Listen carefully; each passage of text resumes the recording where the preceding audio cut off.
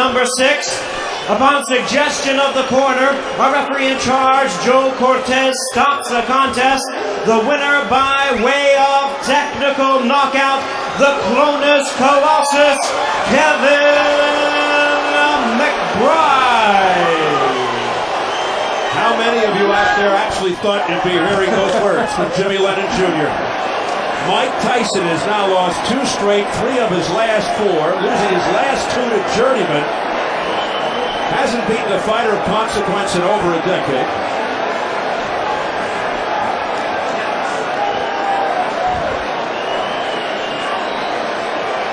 Jim Gray is up in the ring right now with Mike Tyson. Jim? All right, thank you very much, Steve. Mike, first let's start with you. Did you want to continue? Well, I would like to continue, but I saw that I was getting beat on. I realized I don't think I have it anymore because I got the ability to stay in shape, but I don't got the fighting guts, I don't think, anymore. When did you recognize that? In what part of the fight? I don't know. Early into the fight. I'm just sorry I let everybody down. I just don't have this in my heart anymore.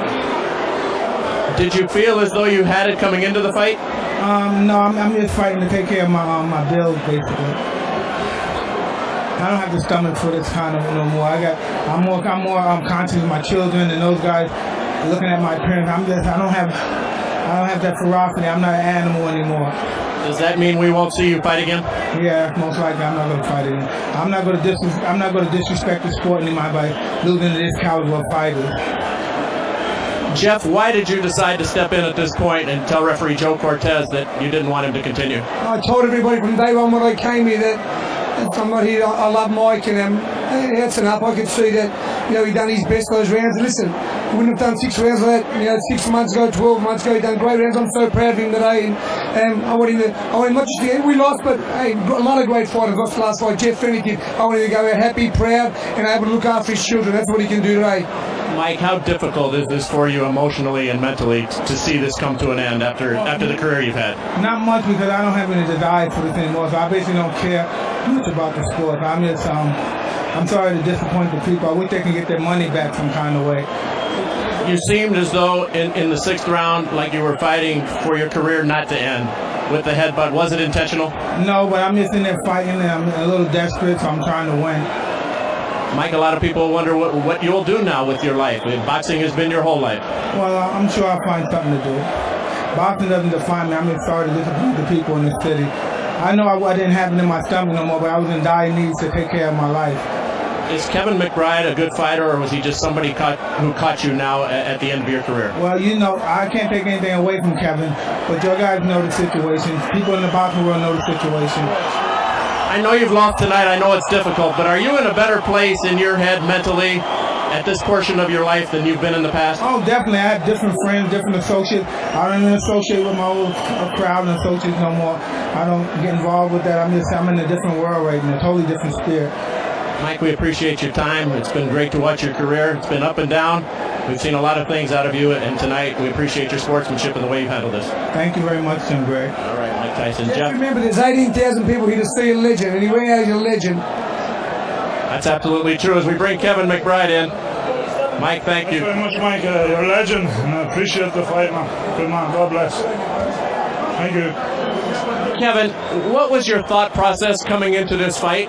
What did you expect to be the outcome? I thought Mike was going to be fast like he was, and then, I stuck the fight with him a bit too much, and, he's a warrior, and I respect the man, and I'm a warrior, and I just, I come out of heart from Ireland, Were you surprised that he didn't come out like he has in the past, just throwing punches and trying to intimidate his opponents as all of the tapes would have indicated to you? Well, Tyson's a clever man. He's trying to look for the opening, and thank God he didn't get the punch on, and I retaliated good, so, he's a good fighter. Kevin, stay with us. Mike, I want to ask you, why did you come out so passive? We're so used to seeing you run across the ring in your first barrage of punches in the first round. Why did you change tonight after a career of that? I'm just being honest. I'm not taking nothing away from Kevin. I don't love this no more. I'm just in here. I don't love this no more. I even love fighting since 1990. But Kevin, congratulations on your career and good luck. How much were you able to use? Goody Petronelli getting in here as well. How much were you able to use your weight advantage to be inside on Mike and to hang on him? I had a lot of weight on him, and I just, every day I'm learning something different, and it's great to fight Mike because he's a great warrior, and it's good to have him under the belt, and You just told him he is a legend. What will this mean to you, particularly when you go back to Ireland? Oh, it's great. It's great for Ireland.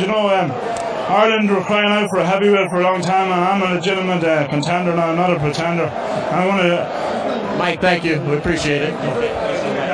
Kevin, finally, let me ask you, Kevin, while we still have you here. Kevin, hold on a second. Hold on a second. Kevin, did you feel as though he intentionally headbutted you there in the 6th round? I was trying to break my arm and headbutt me and all that, so that's the rough tactics of boxing, and he wasn't getting his way with me, so I'm a bigger, stronger man, and a bigger, stronger man will always be the smaller, stronger man, so it just showed tonight, I take a good shot. You know what I mean? And, I'm just coming into my prime. I have a lot more to offer to boxing. So I'm just looking forward. That's the rough tactics of boxing. Hopefully, Showtime will have me on here again. And, he wasn't getting his way look forward to the so, future. Tell us a little bit about Goody Petronelli. He seemed to have guided the career of Marvin Hagler pretty well. Yes, Goody Petronelli is a great trainer. We train Marvin Hagler. Come from the town of champions, Brockton. We're all champions now. Pascal Collins here, the younger brother Steve Collins, is running with me every morning. I'm trying to catch up with him. He's a middleweight and we catch up.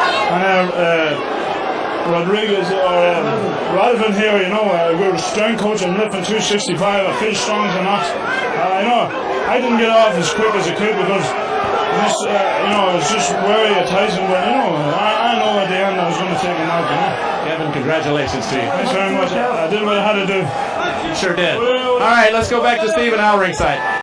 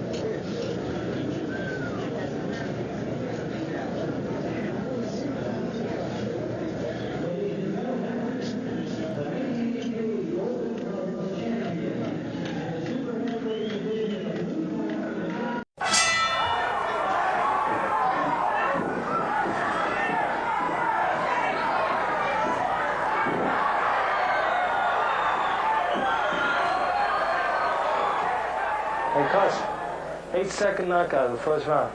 8-second knockout. The right hand. The official came over to him and said, you just set a record.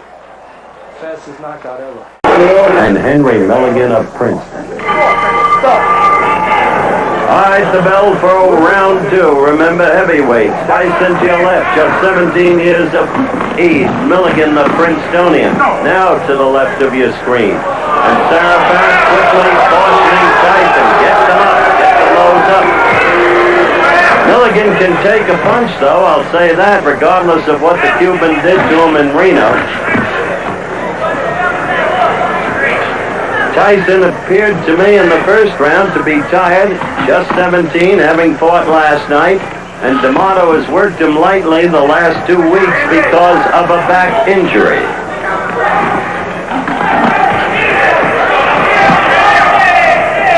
Tyson is such a terrific puncher.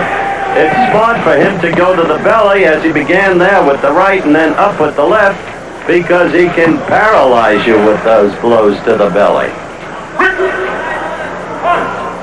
Kid is a bull. He's built exactly like a bull. There's no question about it. Milligan only slightly less so. Now Milligan showing some boxing. That's the instruction he got in the corner between rounds. Stay away from him. Use that left jab, double up on it, and then pop. All right. That's exactly what the corner told him. Milligan has never showed the boxing skills to do that kind of thing, but right now he's doing well in the boxing sense. Second round action with a minute 35 left to go in the round. Cautioning Tyson again. The crowd roars in disapproval. You saw Milligan trying to jab there. It was a boring jab, but at least some kind of boxing style, and then he came in with a decent enough right. I can't believe that Milligan was hurt right there, standing 8 count. That's the danger of fighting Tyson. You can get hit and go at any time. Because remember now, that counts for no more than a single cleanly fought blow. Tyson quickly with a right, Milligan in trouble. And this is the second standing 8 count. And suddenly the whole tide of affairs has changed. And it is young Tyson, the 17-year-old, who has grown from within himself and shown his enormous striking power. Remember, under the rules, one more, that's it, fight's over. And suddenly, from nowhere, all of the power I told you about. Young Tyson, Mike Tyson, trained by D'Amato. D'Amato says this young man is my reason for still living. I care about him. He is in fact my son. That's the way I view him. And so D'Amato here in the arena is going crazy over what his disciple has just done. This is the first standing 8. It was a right, as you saw, and quickly in to call it properly so, Marco Sarabas. What action in this, the second round. It was 2 minutes, 19 seconds as the referee stopped the contest.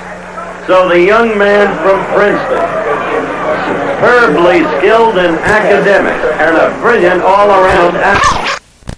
Whatever reason, his quest to be a fighter, but that quest grows more and more questionable. This will be the final knockdown. There's the right lead again, holding on Milligan, and finally, that right short right chopping uppercut, and boom, down went Milligan, and it was over. Referee stops contest, and young Mike Tyson moves ahead, winning his semi-final match and leads the 1984 Olympic trial.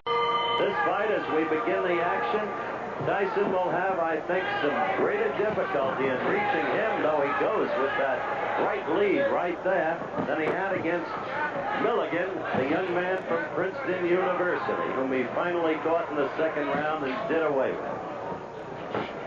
First round action, and you see Tillman quickly moving on his toes.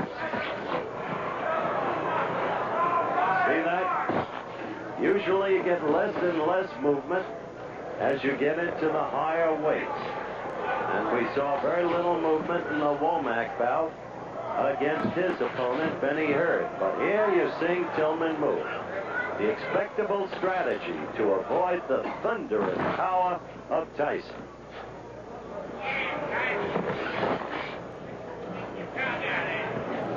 Third man in the ring in this bout is Jerry Dusenberry, another of the accomplished officials I've discussed. He will not, however, be one of the four going to LA to work.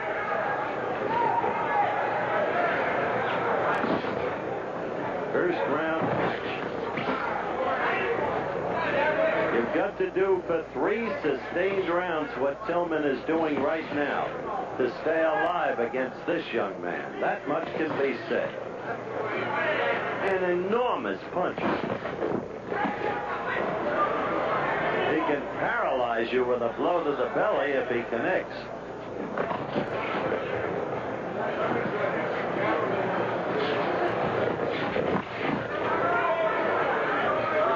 Tillman well aware of that power, seeking to score with the left jab and get out of there. Move and keep scoring, as he did right there and right there.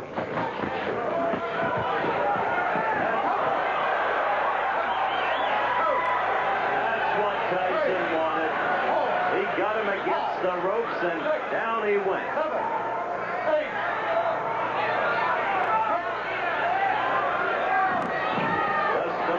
Says the young man will become the heavyweight champion of the world.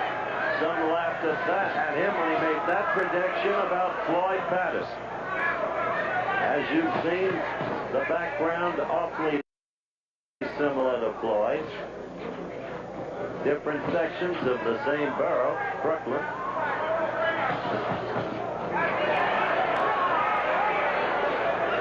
So we have had one knockdown, and we're still in the first round, coming to the end of it.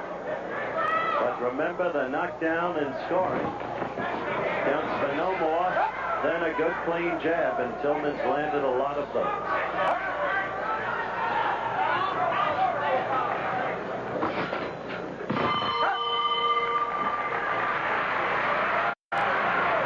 We're going to stay.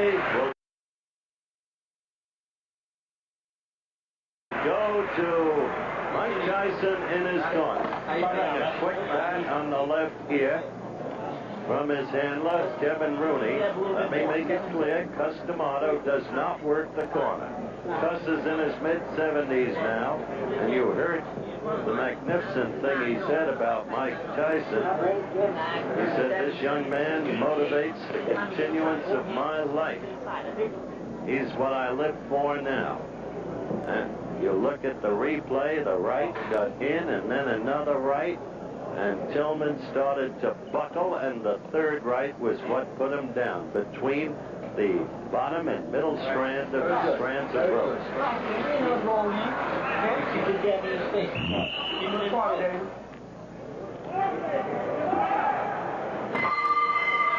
The bell for round 2. Just keep the jab in his face, the handlers told Mike Tyson. Tillman quickly again on his toes, moving, usually to the left. When you see a big man move, inevitably you think back to the heavyweight like no other ever in history in terms of foot speed and, for that matter, hand speed. The name, Muhammad Ali.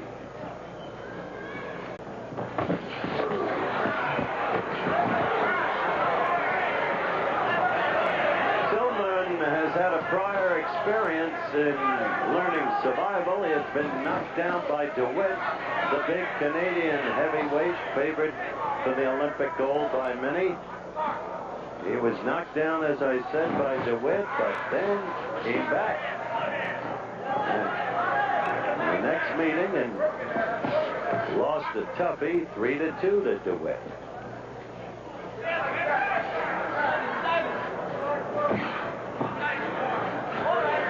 If you watch closely, Tillman is fighting very cleverly in this round thus far and effectively.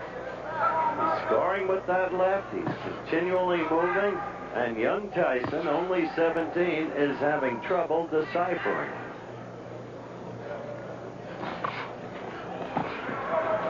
Well, Tillman right there. Scored 3 blows and then a 4th. And Mike relying on that wild lunging right.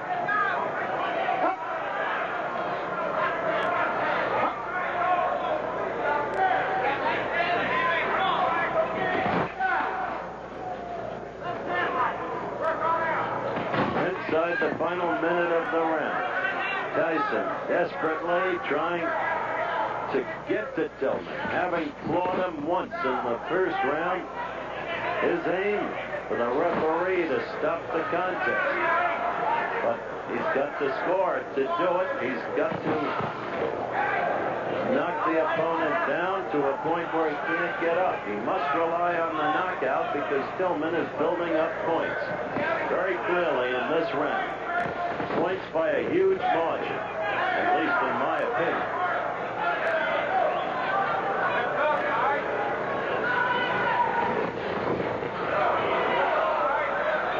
We are counting down toward the end of round 2. Tillman has fought a very intelligent round, knowing the opponent's strengths and his vulnerabilities.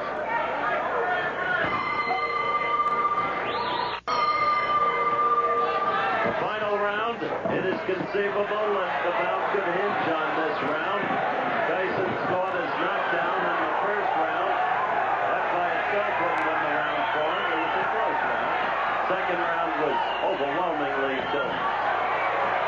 So, in the corner, they told Tyson, get him into a corner, get him against the ropes. You've got to have a big round. You've got to pour it on him. Easier said than done when you're against a more experienced fighter with much better foot movement. Still, there is that stunning power of young Tyson. But as I have mentioned several times, you go into a tournament like this, you must go in as a boxer. You can't just look for the knockout. There's Tillman flicking that left again.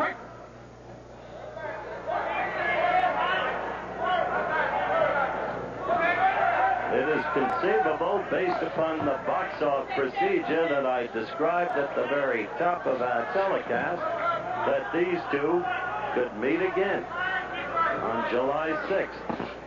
It is conceivable. Remember, the most noteworthy opponent is selected by a duly appointed board. Coach Pat Knapp is one member and a very influential one of that board as Tillman keeps working the left. And Tyson has not been able to do what Kevin Rooney in his corner asked him to do. Get him against the ropes or get him in a corner and bang him. Yeah, right there he's trying. Tillman covering.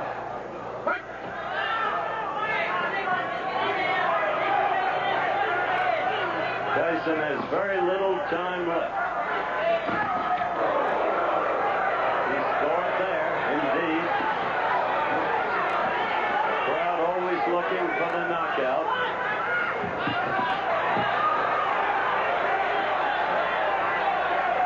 Inside of 50 seconds now left to go. Tyson scoring there with a right. In the last 30 seconds, he is suddenly connected. Not once, but several times. But look, he keeps his distance from Tillman, and he'll never knock him out that way, as Tillman just keeps working the left, using the ring, covering well there, fighting back against Tyson's attempted onslaught. And we're near the end of the fight.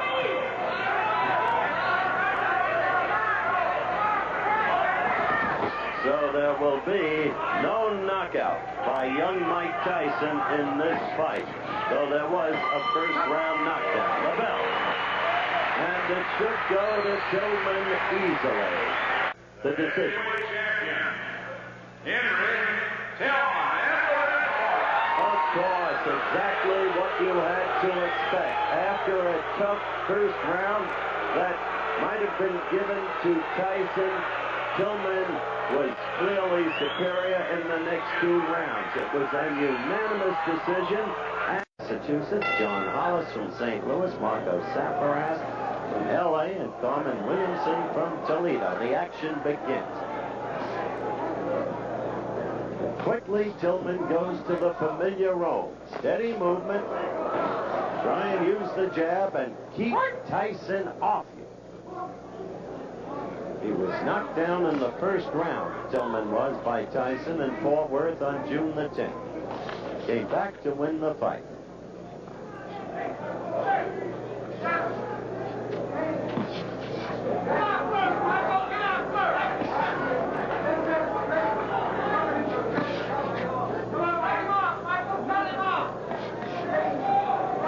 Someone in the crowd yelling, "Cut him off, Michael." You heard Tyson say that's exactly what he wants to do, plans to do, if he can do it. Tillman will keep using that jab, get it in there, score, and get out in a hurry, if he can. Very basic boxing, man.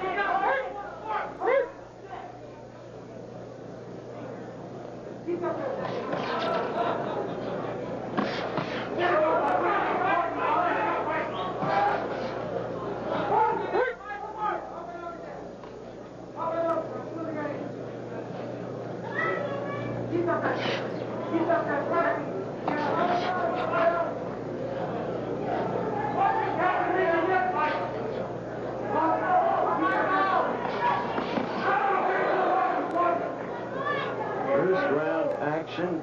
Thus far, it's been almost a replay of the first fight between the two, except that from nowhere, Tyson got to Tillman in the first round.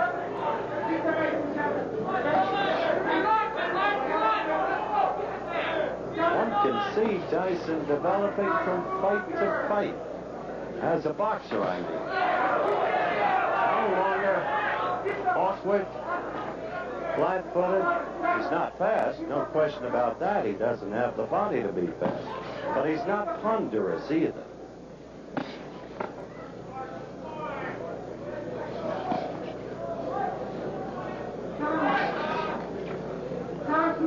Coming to the end of round 1. You watch Tyson fight, and there's an air of expectancy. When will he connect? And then what happens if he does? How is he at finishing a fight? Couldn't do it in the first fight. But he's got a succession of knockouts as an amateur. First round ends, we'll be back.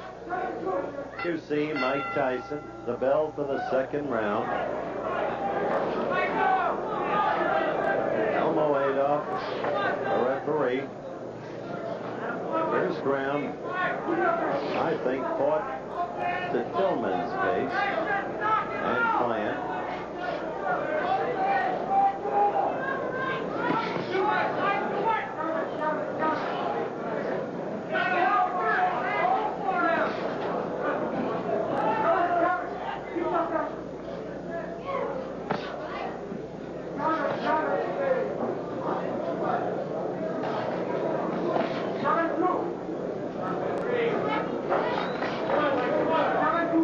Very little scoring being done, really, by either fighter. Tillman not willing to take any chances. Tyson desperate to get in there.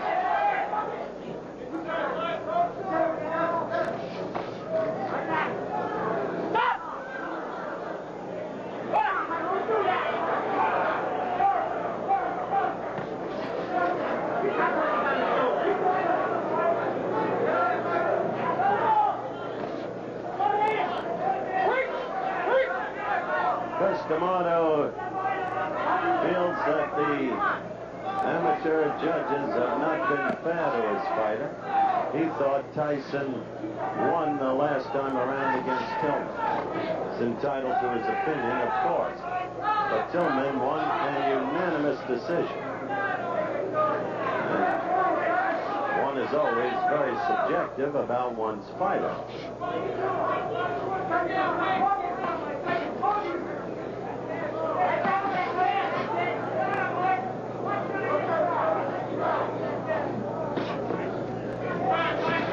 This fight is hardly setting a high mark in excitement.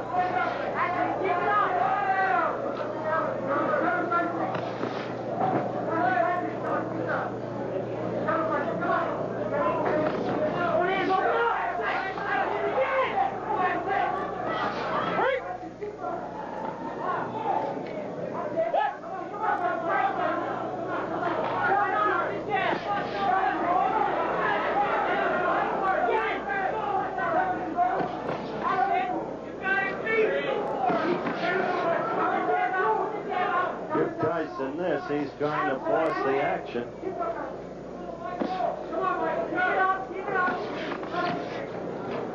Up there you saw Tillman get in a couple of blows and then out. This won't be too easy a fight to score either, unless something dramatic happens.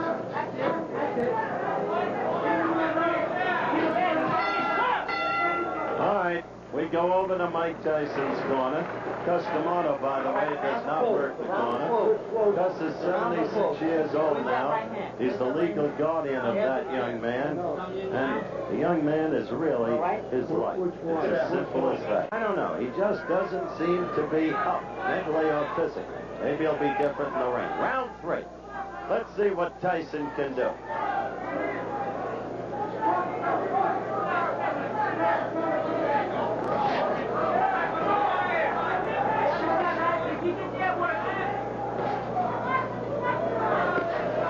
Round 3. Tyson, aggressive. But a touch wild there.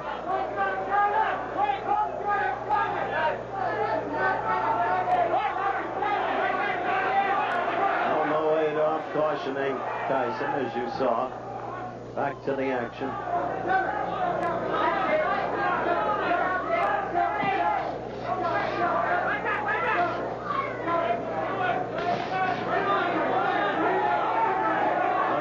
A moment, if I may. Lou Knowledge, president of ABC News and Sports, had recent minor surgery, is recovering very swiftly, will be back on the job next week. And on behalf of his many minions posted everywhere, we should like to wish him very well indeed.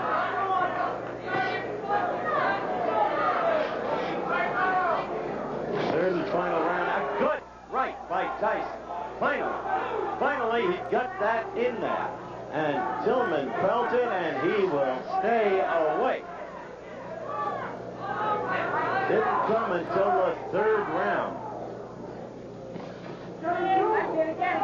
Tillman knows this is no time for him to make a mistake. However, Tillman has not fought nearly as effectively as he did in Fort Worth. I don't think. Little scoring by either party. The fight clearly forced in terms of aggressiveness, but that doesn't count in amateur boxing. It does count in professional boxing scoring. Aggressiveness.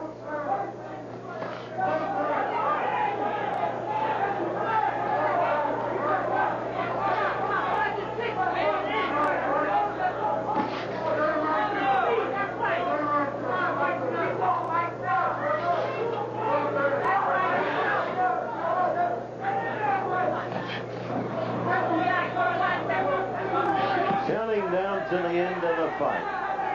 And Tyson would so like to get in there and score.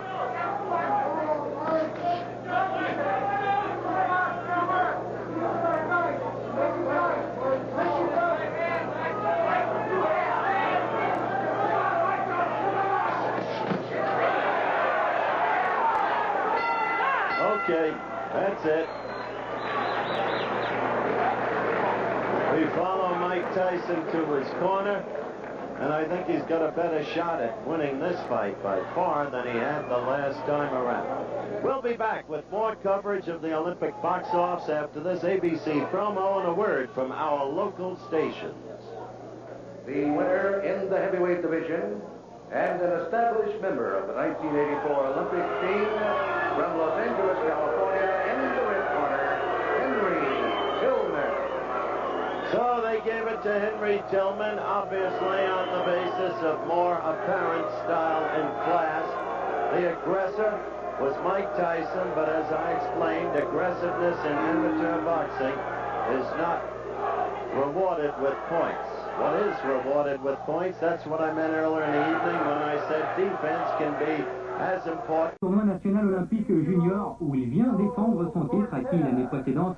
Il affronte Joe Cortez. But he is unbeaten 5-0, and Joe Cortez is 13-4. So you would naturally expect the heavy hitting in this one, but we have seen some. Début de combat explosif. One might wonder Jugé plus tôt. some earlier blows were more telling.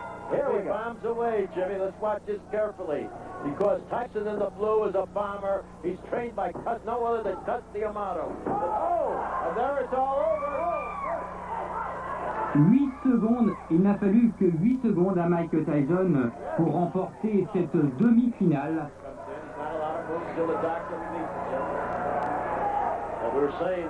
Mike Tyson a remporté ses 5 premiers combats par KO. Mike Tyson, jeune boxeur, spontané, amateur. Notice there's 2 physicians in there attending the young man. Il ne boxe que depuis 3 années simplement, mais déjà puncher. Will hold them in position. Et en 8 secondes, donc, il bat Joe Cortez. C'est le KO le plus rapide de l'histoire de ce tournoi olympique junior. There he goes moving out, short-armed and powerful. Remember, only 15 years old. Starts out, he's a hook.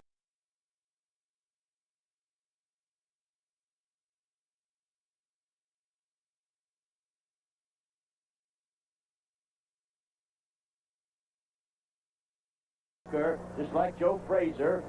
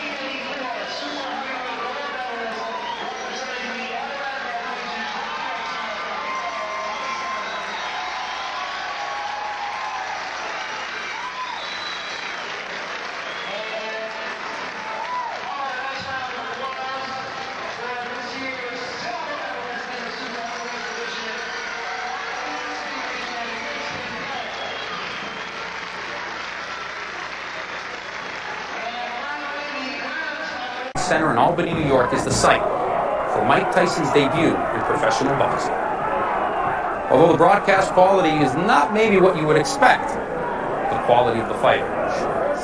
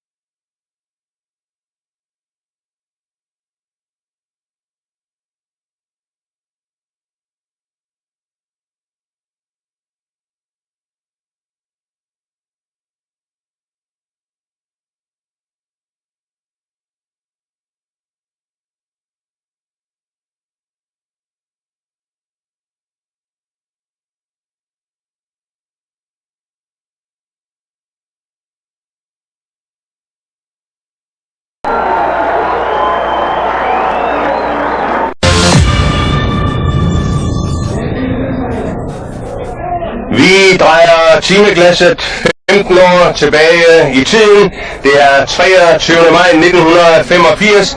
Vi er i en forstad til New York. Vi er i Albany, og vi skal se, hvordan fænomenet Mike Tyson blev født. Han er på dette tidspunkt kun 18 år. Et ukendt fænomen.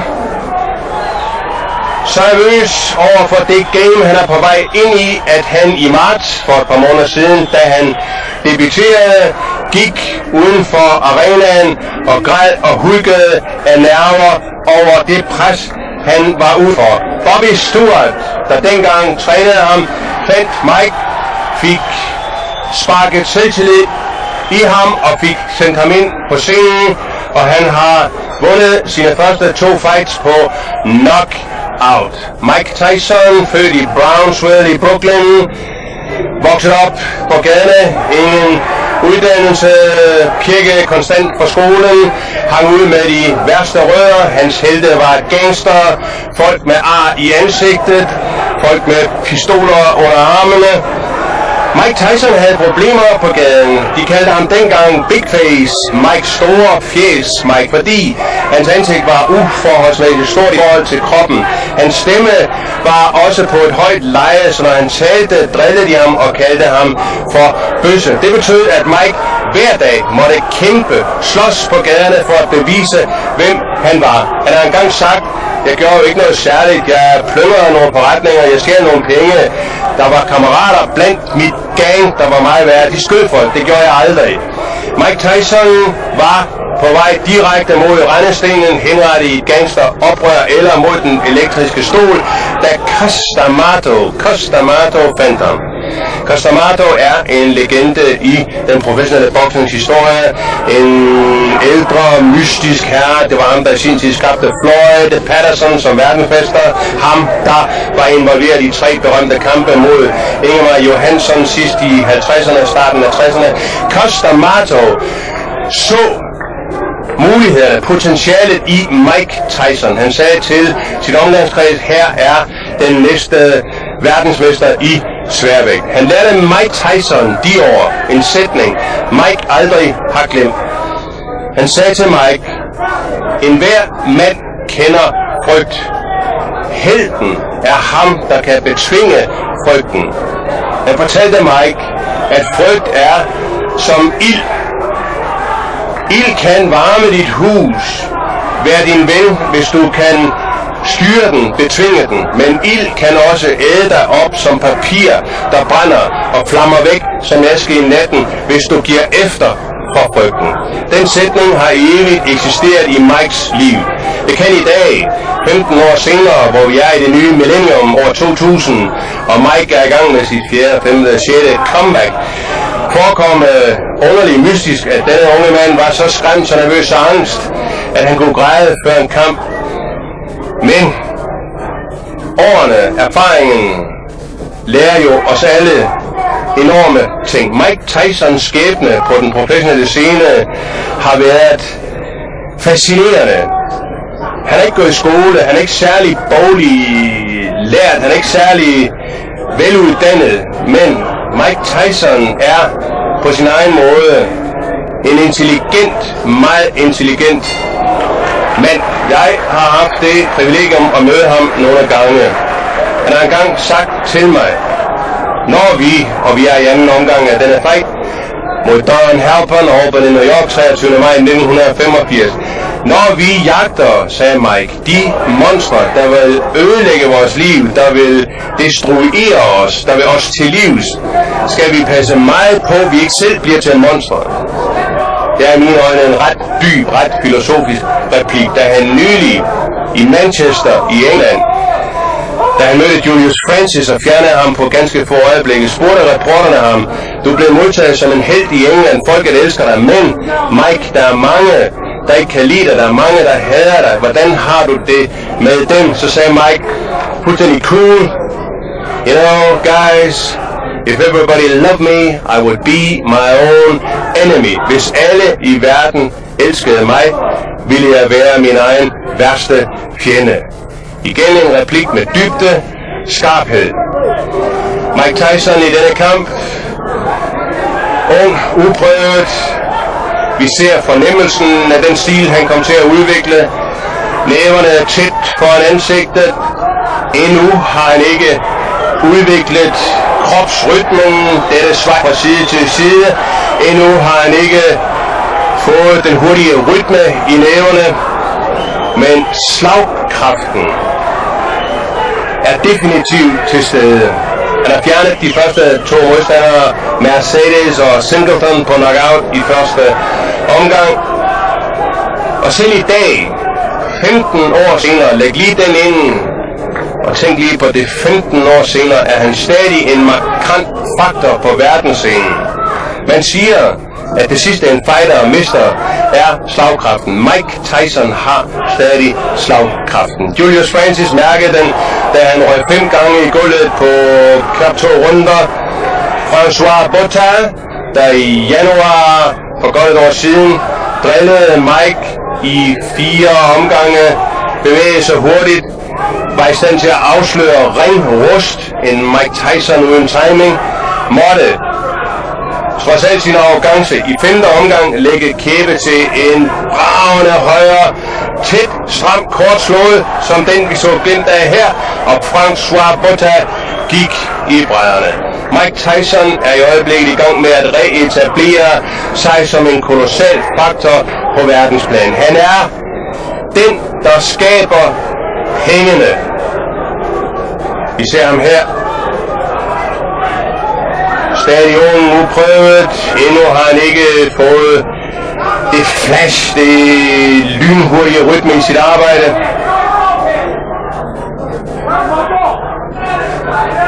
På engelsk tv, og vi har tid til det her, mens vi venter på 3. omgange.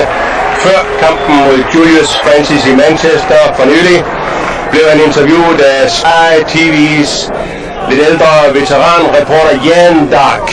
Og Mike Tyson sagde til Jan, da han gik tæt på ham, hør det her. Der er Mike, og der er Tyson. Tyson er en monster. Tyson er en modbydelig type, jeg egentlig ikke kan lide.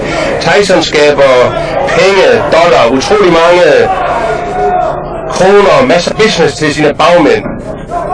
Tyson slår folk ud. Tyson laver spektakel. Han giver sig til publikum. Men der er en anden side. Mike er far til 4 børn. Mike er gift. Mike er en kolossal sød fyr derhjemme, når jeg skifter blæ, når jeg leger med mine børn. Den side er der ikke mange, der kender. Verden kender kun den Tyson, I ser, når jeg optræder mellem de 4 tårer.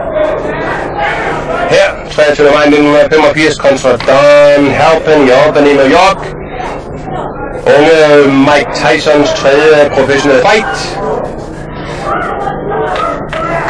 Og Don Halpin har i modsætning til de første 2 modstandere været i stand til at overleve på første anden runde. Vi er her mod slutningen af 3. Mike lurerne venter på sin chance.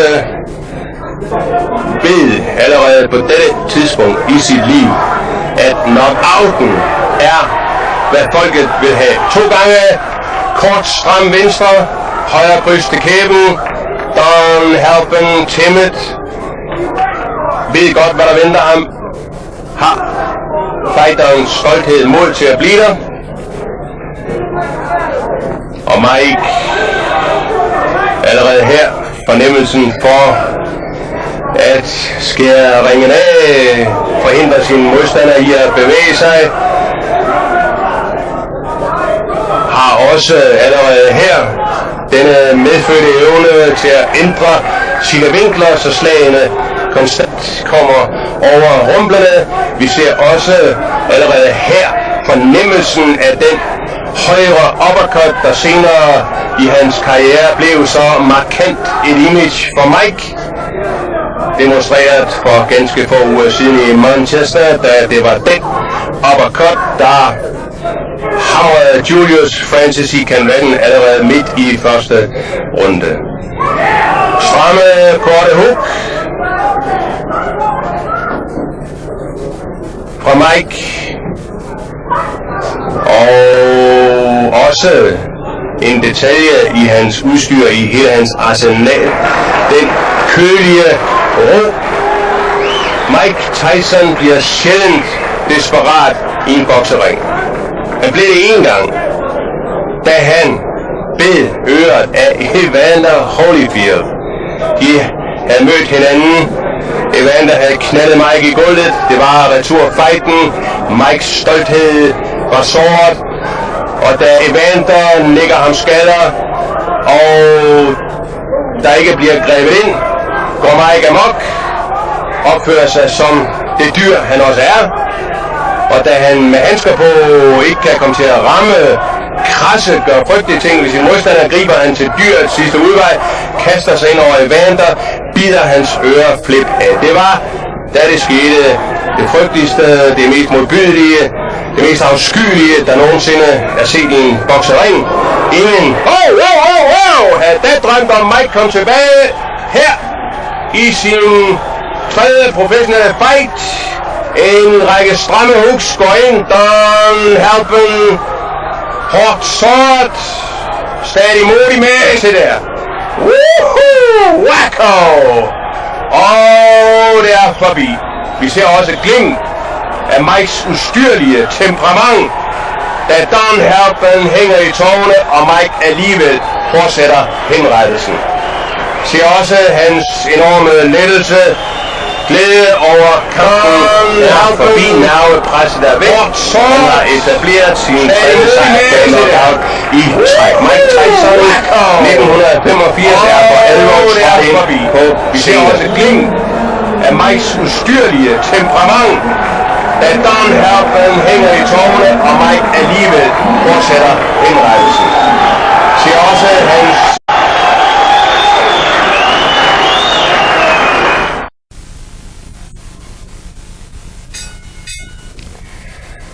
Vi er stadig fastlåst i 1985. Vi har stadig spotlightet rettet på den unge Mike Tyson. Fødslen af myten, fænomenet, legenden. Her kontra Rick Spain i Atlantic City 20. juni. Og Mike går til jobbet, spiller ikke et sekund. Wow! Frem til venstre.